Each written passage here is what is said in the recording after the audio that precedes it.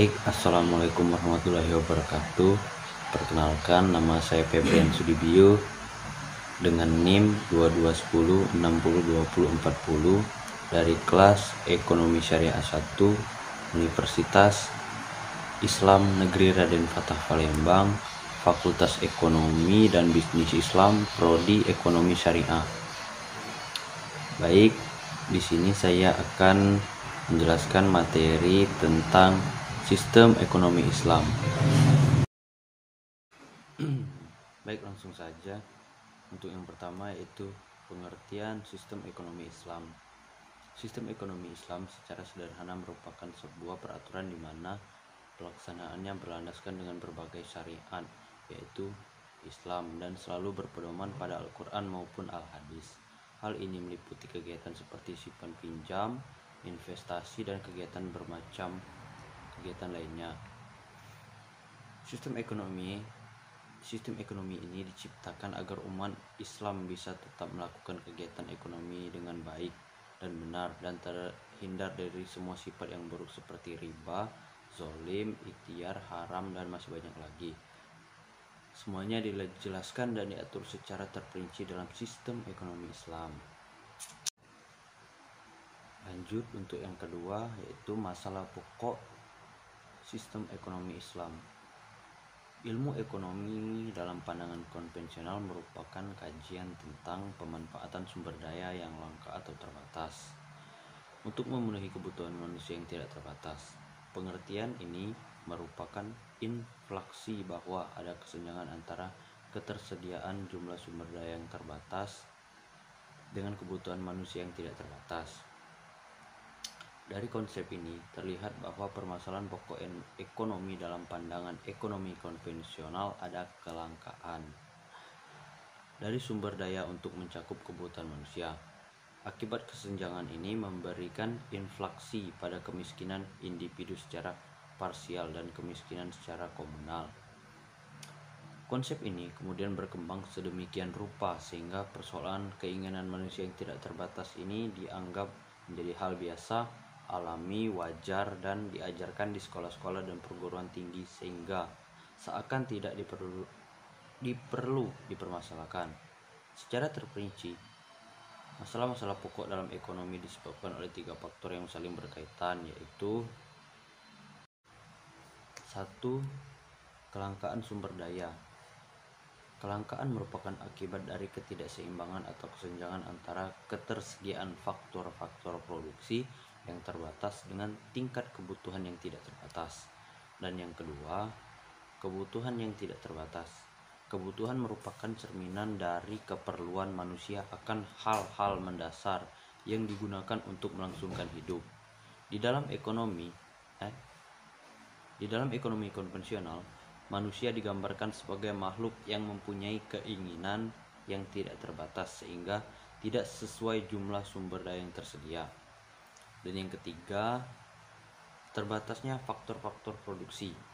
Faktor-faktor produksi merupakan suatu yang telah ada atau disediakan oleh alam atau diciptakan oleh manusia yang dapat digunakan untuk memproduksi barang dan jasa seperti tanah dan sumber daya alam.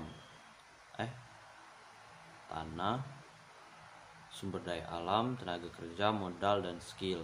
Faktor-faktor produksi ini tidak selalu tersedia dalam jumlah yang berlimpah, sehingga manusia harus memikirkan cara untuk melakukan produksi secara efisien. Menurut Samuelson, 3 faktor sebagaimana dijelaskan tadi dapat dijabarkan dalam 3 persoalan pokok, yaitu yang pertama, what to product, atau bahasa Indonesianya apa yang diproduksi. Masalah utama ekonomi yang pertama adalah memutuskan jenis barang dan jasa apa yang perlu diproduksi. Keputusan ini didasarkan pada referensi dan prioritas masyarakat. Untuk yang kedua, how to product, bagaimana memproduksi. Masalah utama kedua yaitu ekonomi adalah memutuskan bagaimana memproduksi barang-barang ini. Masyarakat harus memutuskan kombinasi faktor terbaik untuk menciptakan output barang dan jasa yang diinginkan. Dan untuk yang ketiga, for who to product, untuk siapa diproduksi. Masalah utama ketiga dari ekonomi adalah memutuskan untuk siapa memproduksi barang-barang ini. Dengan kata lain, dapat dikatakan itu adalah keputusan alokasi barang di antara anggota masyarakat.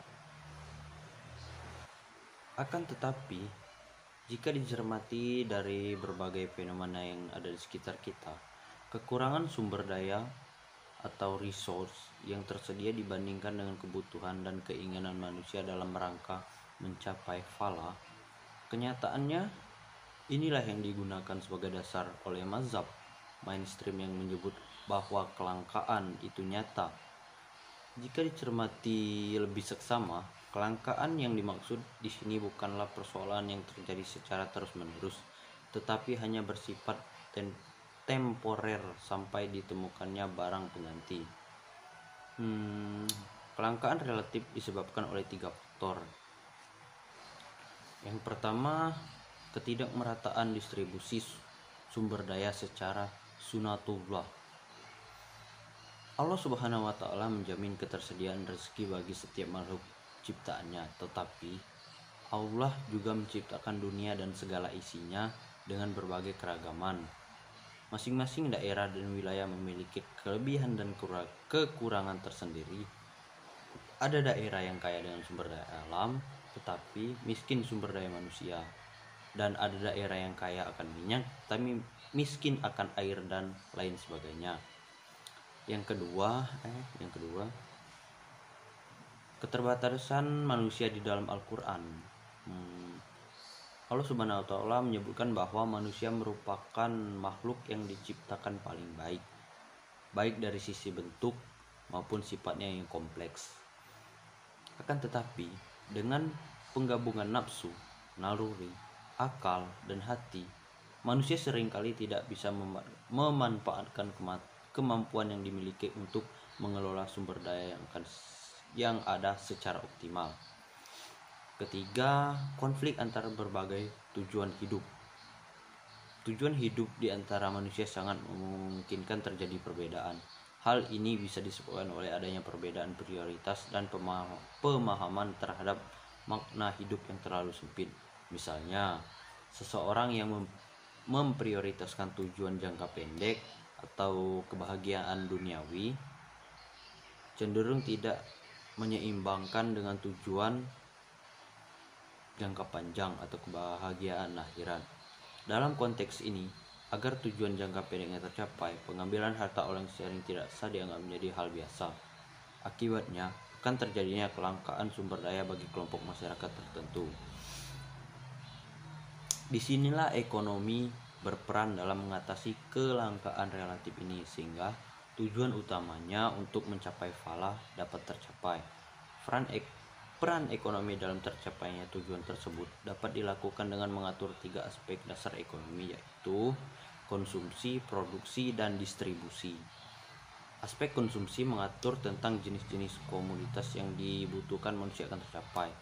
Aspek produksi mengatur tentang tata cara komoditas tersebut dihasilkan agar maslahat tersebut.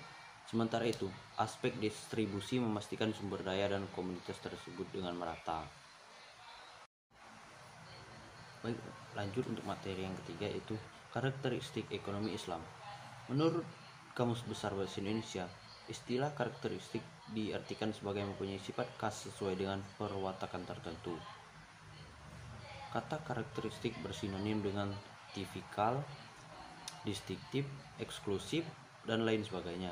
Dari pengertian tersebut, karakteristik dapat dipahami sebagai suatu keistimewaan atau kekhususan atau keunikan atau ciri khas yang dimiliki oleh suatu entitas tertentu yang membedakannya dengan entitas lain.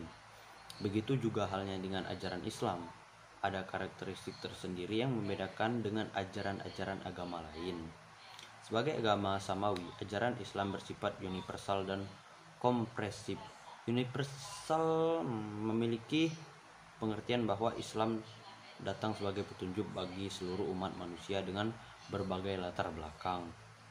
Sementara itu, Komprehensif mempunyai arti bahwa ajaran Islam mencakupi semua aspek yang diperlukan oleh umat manusia untuk membimbing dalam menjalankan fungsi sebagai khalifah Allah Subhanahu wa taala di muka bumi ini.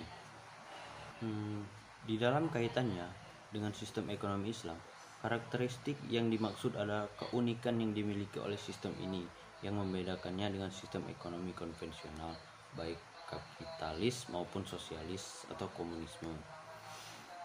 Dari pengertian yang dirumuskan ini melahirkan 4 karakteristik ekonomi Islam yang dapat dijelaskan sebagai berikut.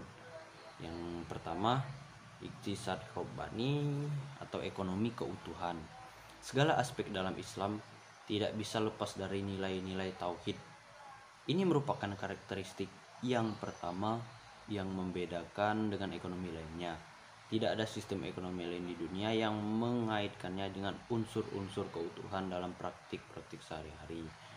Dan yang kedua, iktisad akhlahi, ekonomi akhlak.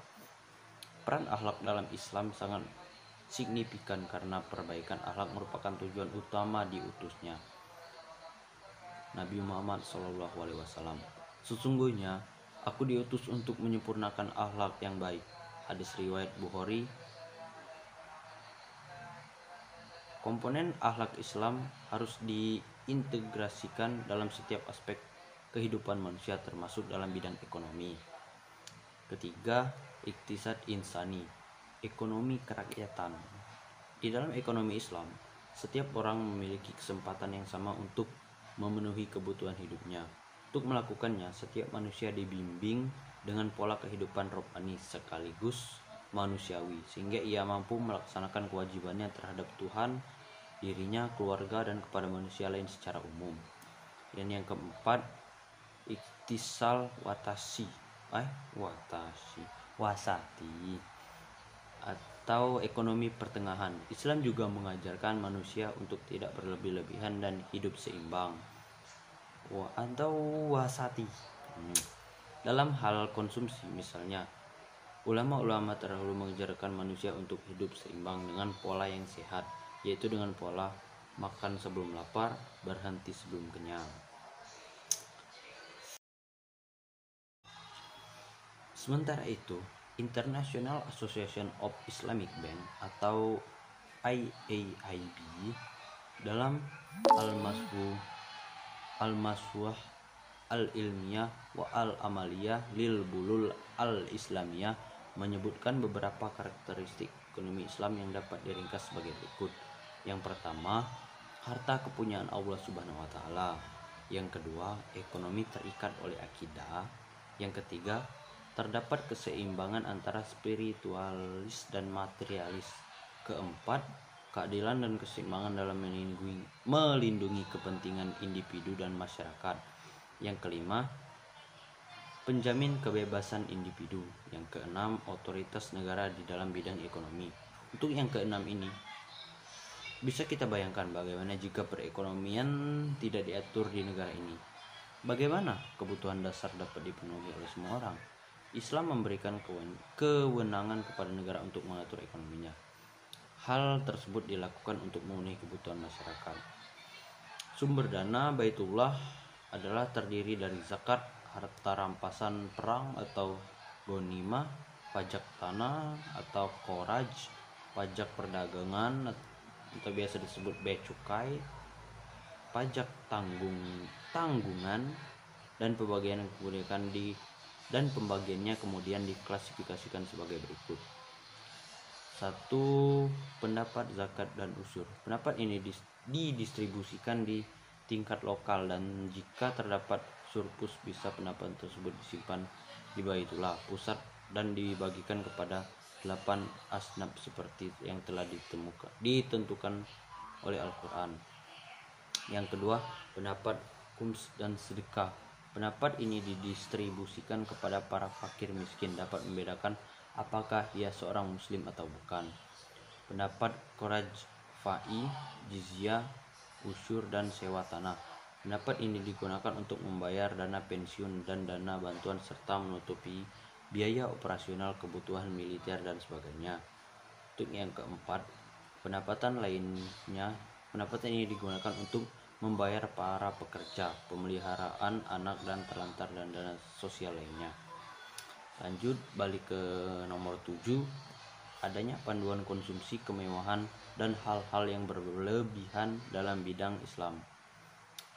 Yang ke-8, adanya petunjuk investasi yang dilakukan tidak boleh bertentangan dengan hukum Islam. Yang ke-9, adanya kewajiban zakat merupakan salah satu ciri ekonomi Islam yang ada pada sistem ekonomi lainnya. Lanjut yang 9, adanya kewajiban zakat. Kewajiban zakat merupakan salah satu ciri ekonomi Islam yang tidak ada pada sistem ekonomi lainnya. Yang ke-10, adanya pelanggaran riba. Riba adalah uang tambahan yang diperoleh tanpa pengorbanan. Islam sangat menekankan fungsi uang sebagai alat transaksi dan valuasi barang, bukan komoditasi. Lanjut untuk materi keempat, fondasi ekonomi Islam. Dari karakteristik yang disebutkan di atas dapat terlihat bahwa sebenarnya ekonomi Islam merupakan suatu konsep ekonomi holistik yang dapat disistematiskan secara berjenjang mulai dari filosofi atau fondasi, pilar-pilar pendukung, nilai dan tujuan. Fondasi ekonomi Islam ditegakkan berdasarkan ajaran Islam tentang kehidupan manusia dan Allah Subhanahu wa taala. Fondasi ekonomi Islam lahir bersama dengan munculnya Islam dan merupakan bagian integral ajaran Islam tersendiri. Ada 4 fondasi dalam ekonomi Islam, yaitu yang pertama, akidah. Akidah merupakan fondasi utama dari segala aktivitas manusia di muka bumi, termasuk aktivitas ekonomi. Konsep akidah membentuk paradigma dasar bahwa segala sesuatu yang ada dalam alam semesta ini merupakan ciptaan Allah Subhanahu wa taala yang maha kuasa. Yang kedua, syariah. Syariah merupakan fondasi pendukung konsep akidah. Syariah merupakan ketentuan hukum Islam yang mengatur aktivitas umat manusia yang berisi perintah dan larangan, baik yang menyangkut hubungan interaksi vertikal dengan Tuhan maupun interaksi horizontal dengan sesama makhluk. Tujuan syariah adalah kemaslahatan makhluk hidup menuju falah dunia dan akhirat. Yang ketiga, akhlak. Akhlak merupakan norma dan etika yang berisi nilai-nilai moral dan interaksi sesama manusia, manusia dengan lingkungannya, dan manusia dengan pencipta alam semesta agar hubungan tersebut menjadi harmoni dan sinergis. Akhlak akan membimbing aktivitas ekonomi agar senantiasa mengedepankan kebaikan sebagai elemen untuk mencapai tujuan. Yang keempat, ukhuwah. Ukhuwah merupakan fondasi pendukung berikutnya dalam segala aktivitas ekonomi. Ukhuwah atau kesetiakawanan adalah prinsip persaudaraan dalam menata interaksi sosial yang diarahkan pada harmonisasi kepentingan individu dengan tujuan kemanfaatan secara umum dengan semangat tolong-menolong. Lanjut untuk materi yang kelima, yaitu pilar ekonomi Islam. Pilar ekonomi Islam berdiri di atas fondasi akidah, syariah, akhlak, dan ukhuwah yang berguna sebagai penyangga tujuan ekonomi. Pilar dapat digunakan sebagai alat ukur kokoh tidaknya bangunan ekonomi mulai dari level individu, instansi, maupun sistem. Dari karakteristik sebagai dijelaskan di atas dapat disarikan ke dalam beberapa pilar, yaitu yang pertama, pilar keadilan. Pilar keadilan memayungi segala aktivitas yang menempatkan segala sesuatu pada tempatnya dan memberikan sesuatu hanya pada yang berhak, serta memperlakukan sesuatu sesuai posisinya. Yang kedua, pilar keseimbangan. Dimaksud pilar keseimbangan antar aspek material dengan spiritual dalam segala aktivitas ekonomi. Konsep keseimbangan atau tawazun merupakan nilai dasar yang pengaruhnya terlihat pada berbagai aspek tingkah laku ekonomi Islam, semisal kesederhanaan, hemat, dan menjauhi sifat boros.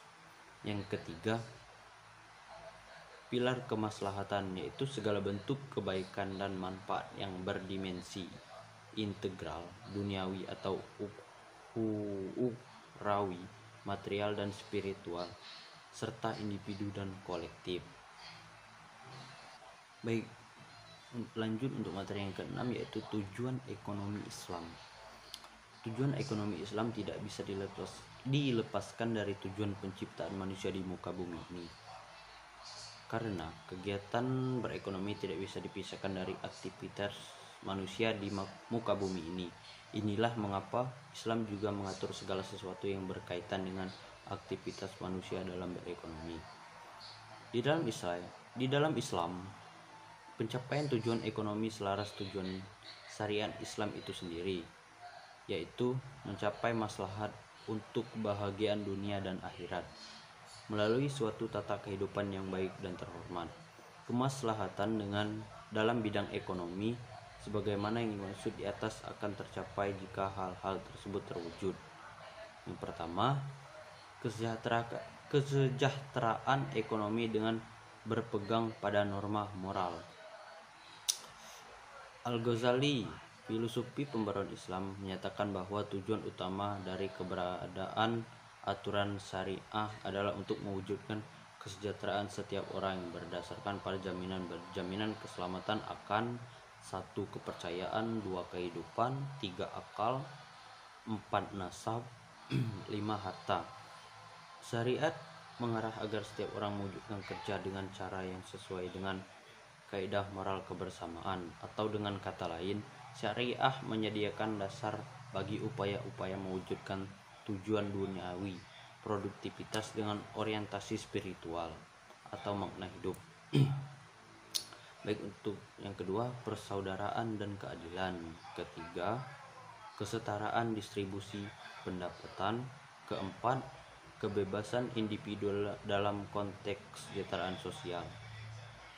Baik, lanjut untuk materi yang ketujuh, yaitu nilai-nilai dalam ekonomi Islam. Yang pertama, kepemilikan Allah Subhanahu wa Ta'ala. Secara absolut di dalam Islam, hakikat kepemilikan mutlak hanya berada pada Allah Subhanahu wa Ta'ala. Ingatlah, sesungguhnya kepunyaan Allah apa yang ada di langit dan bumi. Adapun manusia hanya berperan sebagai khalifah yang diberi amanah dan kepercayaan untuk mengelolanya dengan segala apa yang telah disediakan oleh Allah Subhanahu wa Ta'ala.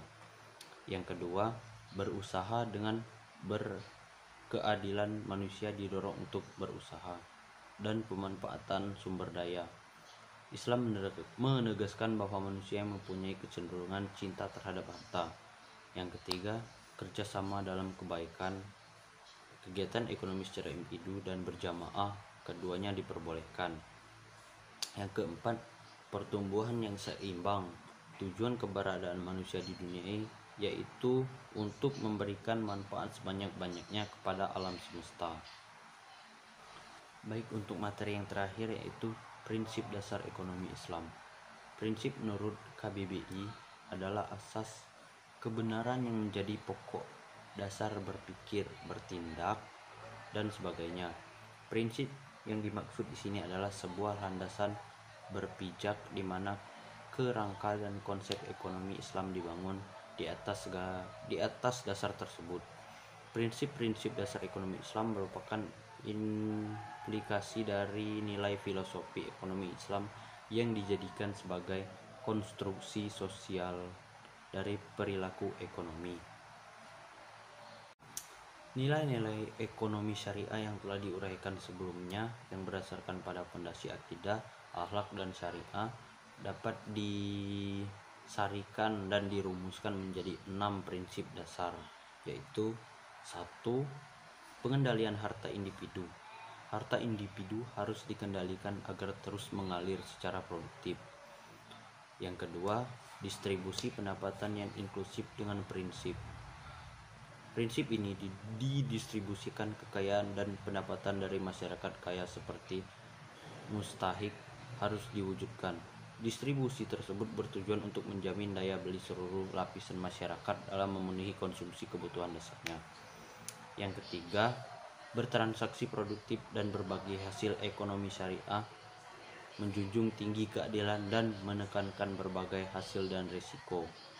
Yang keempat, transaksi keuangan terkait erat sektor real ekonomi syariah mensyaratkan bahwa setiap transaksi keuangan harus berdasarkan transaksi di sektor real. Yang kelima, berpartisipasi sosial untuk kepentingan publik sesuai dengan nilai ekonomi Islam. Yang kelima, partisipasi sosial untuk kepentingan publik sesuai dengan nilai ekonomi Islam, yakni pencapaian tujuan sosial berupaya secara maksimal dengan menafkahkan sebagai hartanya untuk kepentingan bersama. Yang keenam, bertransaksi atas kerjasama dan keadilan. Aturan transaksi pasar di Madinah yang ditetapkan oleh Rasulullah tersebut ialah antara lain: 1. Kebebasan pertukaran. Yang kedua, pasar merupakan tempat pertukaran. Ketiga, campur tangan dalam proses penawaran sebelum berada di pasar tidak boleh karena dapat mengganggu kepentingan awal penjual maupun pembeli. Yang keempat, pasar bebas. Yang kelima, kelengkapan kontrak transaksi. Dan yang keenam, kewewenangan pihak otoritas dan penegak hukum untuk menjaga kepatuhan atas aturan maupun kontrak. Baik, itulah sedikit penyampaian dari saya. Apabila ada kata saya mohon maaf, kepada Allah saya mohon ampun. Wallahumma fi ila afwami tarik. Wassalamualaikum warahmatullahi wabarakatuh. See you next time. Bye bye.